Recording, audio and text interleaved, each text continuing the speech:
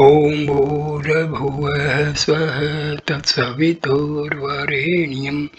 भर्गो देवस्य धीमहि धियो यो नः प्रचोदयात्।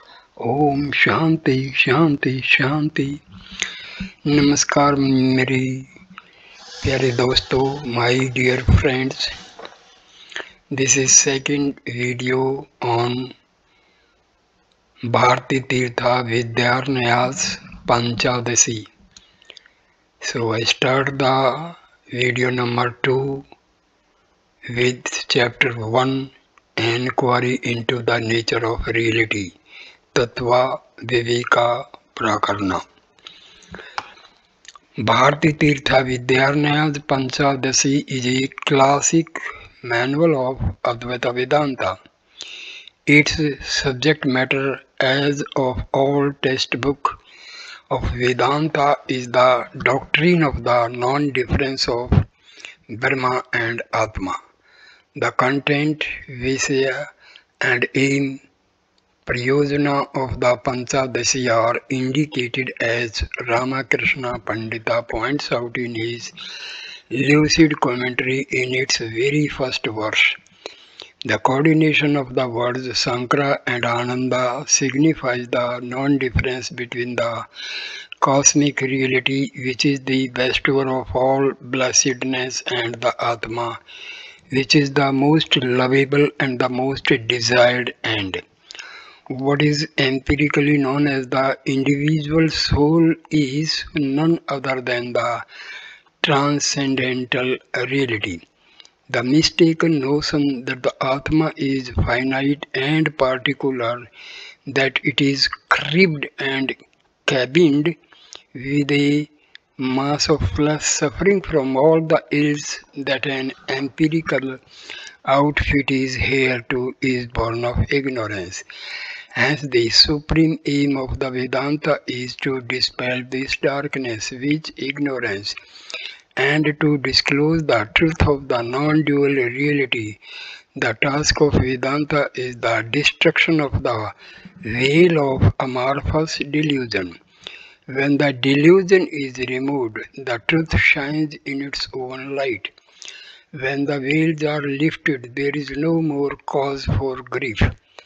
Stripped of all sorrow, the self attains the delight of life and mind, the fullness of peace and eternity. Thus the removal of unreality and the realization of eternal bliss is the twofold aim of Advaita. Inasmuch a book paves the way for this ultimate end, it is useful. The pragmatic test of a treatise on Advaita lies in its use as a guide for the seeker after truth in his quest for the eternal. Bharti Tirtha Vidyarnaya, who was a veritable forest of learning, provides in his Panchadasi such an invaluable introduction and guide to the Advaita experience. The Panchadasi is so named because it consists of 15 chapters, which may be divided into 3 groups of 5 chapters each.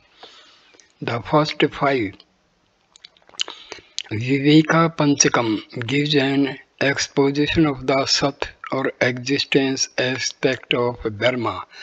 The second 5, Deepa Panchakam, are devoted to the characterization of the real manly as Chit or pure consciousness, and the last 5, Ananda Panchakam, expound the Supreme Brahma as Ananda, immeasurable and infinite bliss. 2. Pure consciousness, that is identical in all the 3 states of experience. Tattva Vichara, or an inquiry into the real, is an indispensable prerequisite of Advaita experience. Before we can grasp the intricacies of Vedanta, we must be able to discriminate the eternal form of the non-eternal, Lead us from the unreal to the real is the prayer of the Vedic seer.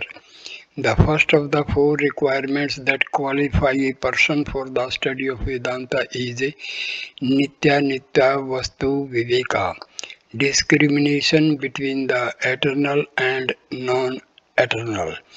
The chaos of empirical life is due to the confusion between the real and the non-real.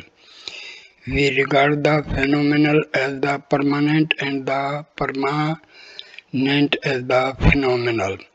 Knowledge of the truth alone can destroy this mistaken notion. The first chapter of the Panchadasi, entitled Tattva Viveka, is an inquiry into the nature of the real. In this chapter, Bharti Tirtha Vidyarnaya propounds the Advaita view of reality, sanctioned by scripture and supported by reason. Revelation and reason are not contradictories. Intuition does not negate the intellect. It includes and transcends it. It is not a logical but supralogical.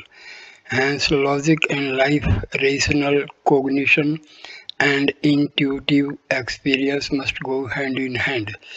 Advaita aims at a synthesis of the head and the heart. It is neither a barren intellectualism nor a mere mysticism. It is a darshan, an insight into the real, a vision of truth. The synthetic method of the Vedanta is very patent in the manner in which Bharti Tirtha Vidyarnaya propounds his theme.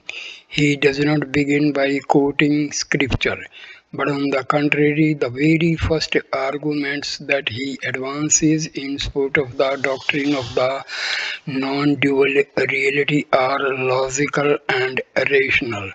To him, as to Sankara, non-contradiction is the criterion of truth. The logical principle of non-contradiction may not be adequate to assert positively what reality is, but it does not prove negatively what it is not. By an analysis of the three states of experience, Bharti Tirtha Vidyarnaya demonstrates that pure consciousness alone is real, non-contradicted by any experience. In the state of waking, the objects of experience vary and vanish, but their cognition is not non-dual and identical. The objects of sense, such as tuning fork and a bright light, and the stimuli that we receive from them are different from one another because of their mutual exclusion and particularity. But the knowledge of the sensory objects which is other than the sensations is identical and undivided, and hence not differentiated and dissipated. Pure consciousness is not a series of sensations. It is not a collection of particular perishing psychical presentations. The pure self seems to be unaffected by the flotsam and jetsam of ideas which rise and vanish with a particular mood. Presentations by themselves yield no knowledge, but for the unitary principle that connects and controls them, they would be a chaotic mass. In dreams, the objects of waking life are absent. There are present only the impressions of the waking state. The dream world is even more evanescent and fantastic than the waking world, but the pure consciousness that witnesses the dream does not undergo change. If it were one consciousness that were awake and another that dreamed, then there would be no case of identity at all. But in actual experience, we find that it is the same consciousness which remains as witness in both the states. Even in dreamless sleep, there is no consciousness, for When one rises from sleep, one is aware of having had good sleep undisturbed by dreams. This one knows from memory. Memory must have its root in past experience, for memory is only of presentations. There must be someone in sleep who is directly conscious of the absence of knowledge and is quiet, to whom the sleep and consciousness of nothing are presented.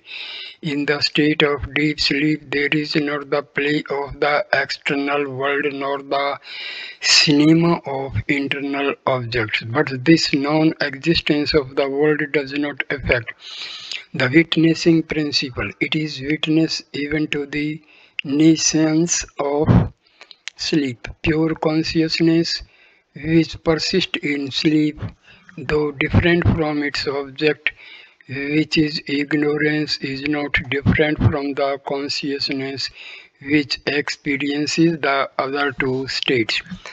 While the states of experience along with their objects change, consciousness remains the same. It is the real and hence the Atma. By its radiance all things shine. It is pure existence, Sat, because it is beyond the measures of time and intelligence. Chit, because it is self-effulgent. Pure consciousness cannot become the object of any other experience, and so it is self-luminous. To say that it is its own object is a manifest contradiction and assertion that there is another consciousness which cognizes it lands us in infinite regress. How can the self-resplendent reality become the object of any other cognition? How can the knower be known? The Atma, which is existence, Sat, and intelligence, Chit, is also bliss Ananda, for it is the center of supreme happiness. Existence, consciousness, and bliss are not predicates which are attached to the Atma. They are its self-nature, Svarupa Lakshana. They are its essence and not attributes. The Atma is not Chit Dharma as the Nyayika thinks. It is Chit Swabhava. It is not that the Atma has existence, consciousness and bliss, but it is Sat Chit Ananda. We have the testimony of scripture for the truth that the Atma is Brahma. When the three states of experience are recognized to be non-eternal, illusory superimpositions, the Atma, freed from its limiting adjuncts, is realized to be identical with Brahma. And third topic, Ishvara and Jiva. The bliss nature of the Atma is not fully recognized by all because there is an impediment in the way. Though there is an apprehension of the blissful nature of the Atma, it is not clearly comprehended. Avidya, nescience, which is an aspect of Prakriti, hides the real and clouds its felicity. Prakriti is, in its unmanifested condition, the union of opposites. It is a string of the three strands. The three gunas, sattva, rajas and tamas, when they are in a state of equipoise united with the reflection of Brahma, are called Prakriti. When the equilibrium is disturbed, there is Prakriti Nasa. There is Prakriti Nasa, destruction of Prakriti, and the empirical world is produced. Prakriti is the price of creation, the bomb of maniness. It is called pure when the sattva is predominant and impure when the sattva is obscured by the other two gunas. Brahma, which is reflected in the pure sattva, predominates Prakriti or Maya, and which gains control over it becomes the omniscient Isvara. And when the real is reflected in the impure sattva predominant avidya, it is termed jiva. Jivas are many because of the different degrees of impurity. Maya is the causal body, karna sarira of the Isvara, whereas avidya is the causal body of the jiva, which because of its affection for avidya is designated prajna. The subtle body is the effect of five elements, which are themselves the manifestations of Prakriti, which with a predominance of tamas. By the command of God, ether, air, fire, water, and earth spring forth from Prakriti.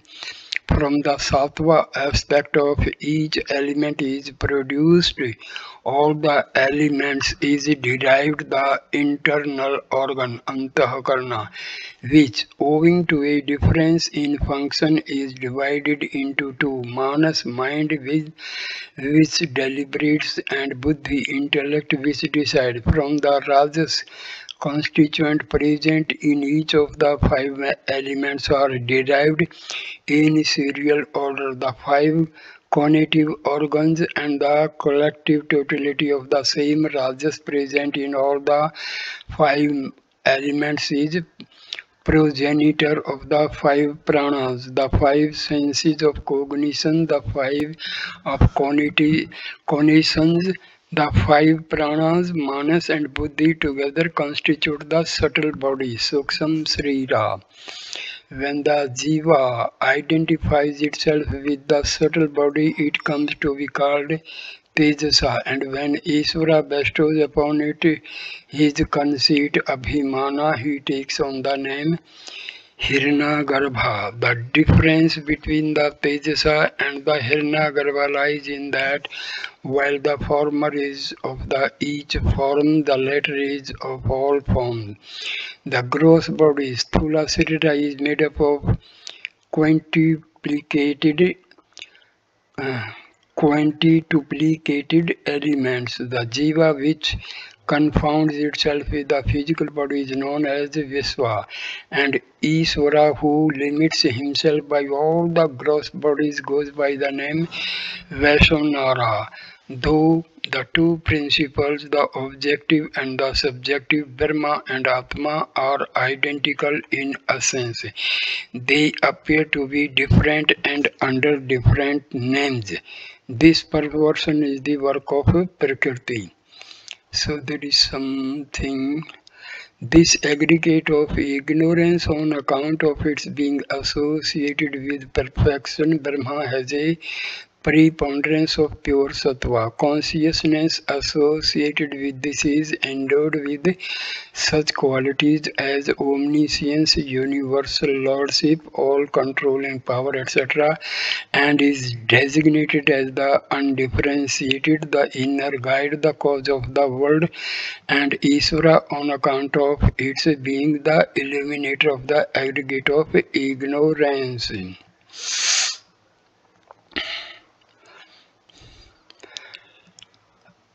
Fourth heading, removal of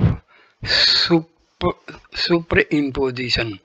The evolution of the world order has been described not for establishing its reality but for proving that it is non-eternal. This method is known as in Vedanta as Advaita Vedanta, or an illusory attribution to be followed by subsequent withdrawal. The jiva, deluded by avidya and identifying itself with the triple bodies, thinks that it is the enjoyer of the sweets and the bitter of empirical life. It acts in order to enjoy and enjoy in order to act. Like the worms which are carried away in the current from one whirlpool to another, the jiva is driven from birth to death and from death to birth in the cycle of empirical existence. An escape from this vicious circle is effected by the light of wisdom. When the jiva tears upon the sheaths of ignorance, it realizes its inner reality. The five sheaths which are non-real, anartha, inert, jada, miserable, dukkha, and manifest Dvaita cover the Atma which is real, Satya, effulgent, Chitta, bliss, Ananda, and one without a second Advaita. The gross body is the Annamaya Kosa, sheath made up of food. The subtle body consists of three sheaths, Pranamaya, Manomaya, and Vijnanamaya, and the causal body is the Annamaya. Anandmaya. The Atma is lost in this labyrinth of non-reality. To discover it, we must discard the sheaths.